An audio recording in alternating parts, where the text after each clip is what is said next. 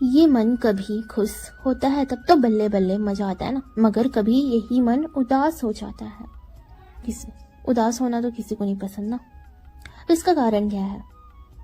तो मन एक प्रकार का सीमित होश है, या कह सकते हैं सीमित चेतना है, जिसमें हमारी सारी मान्यताएं यानी बिलीफ सिस्टम मौजूद है। अब ये हमारी मान्यताएं कैसे बनती हैं? तो ये बनती है 5 सेंसेस के थ्रू। जो भी हम अनुभव करते हैं उसी से हमारी मान्यताएं बनती हैं।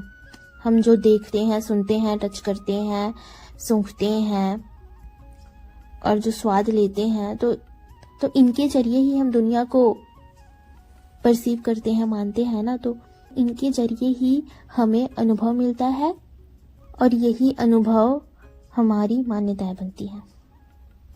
अब ऐसा है कि हर चीज तरंग यानी वाइब्रेशन है।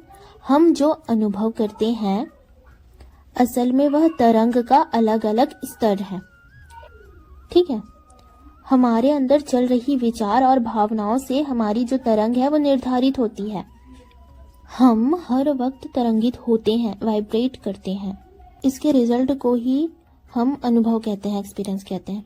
इसलिए जब हम हाई वाइब्रेशन में होते हैं तो खुशी महसूस करते हैं और जब लो वाइब्रेशन में होते हैं तो दुखी हो जाते हैं।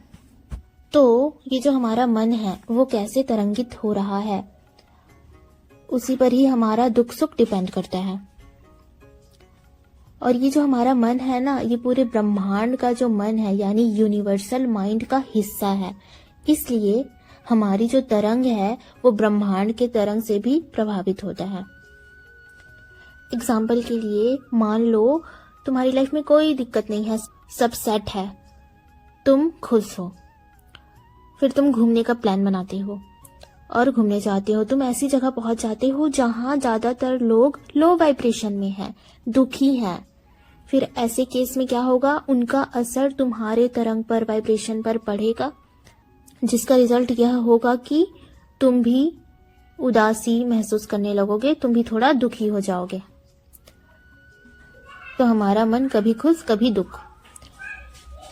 यह मेनली 2 कारण से होता है। एक तो हमारी अपनी खुद की विचारधारा और भावनाएं कैसी है, वैसे फिर हम वाइब्रेट करते हैं, वैसा हमारा मन होता है, तो वैसा हम महसूस करते हैं दुख सुख। एक तो अपना है। दूसरा, यह ब्रह्मांड के तरंग से प्रभावित होता है। ब्रह्मांड में जैसा भी तरंग चल रहा है, जैसे वातावरण में तुम हो, उसका असर हमारे मन पर पड़ता है।